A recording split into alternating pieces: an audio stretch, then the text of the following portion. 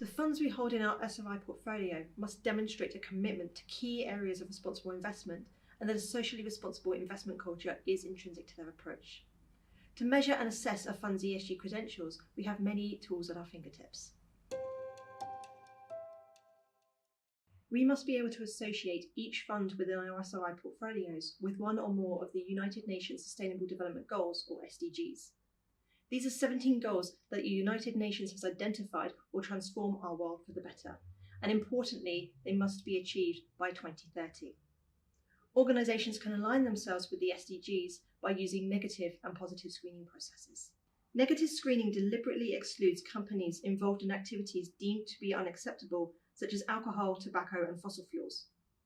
A challenge here is determining whether a company should be excluded if only part of its operations are involved in these activities.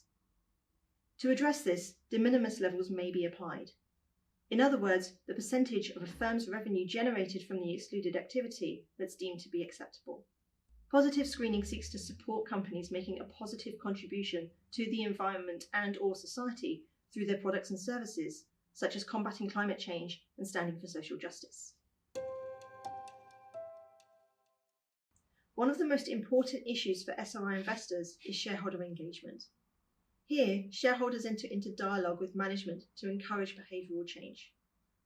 This is based on the view that SRI investors could sell their non-green assets, but the assets may simply end up in the hands of a less ethically minded investor, so this does little to improve the way those businesses are run and the impact their operations have on the environment and society. It's for this reason that every fund in our SRI portfolios must have robust engagement and proxy voting policies and procedures in place. ESG rating agencies look at a fund's underlying investments and scores them based on specific ESG criteria. These ratings help as a starting point in our research process. It's important to remember that agencies use their own methodologies to scrutinise businesses, and along with subjective interpretation, this can result in ratings varying dramatically for the same product. We therefore have to use our own judgment to assess whether we think a fund is suitable for inclusion in our portfolios, regardless of any ESG label they may have been given. Fund manager meetings are an integral part of our investment process, as it allows us to satisfy ourselves that the funds we invest in really are as good as they say they are.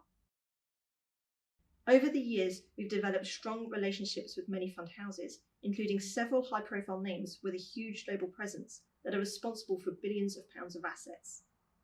This means we have access to one-to-one meetings with the managers, enabling us to fully understand their investment processes, how they incorporate ESG factors, the risks they're exposed to, and how their funds are expected to perform in various market conditions, to name a few.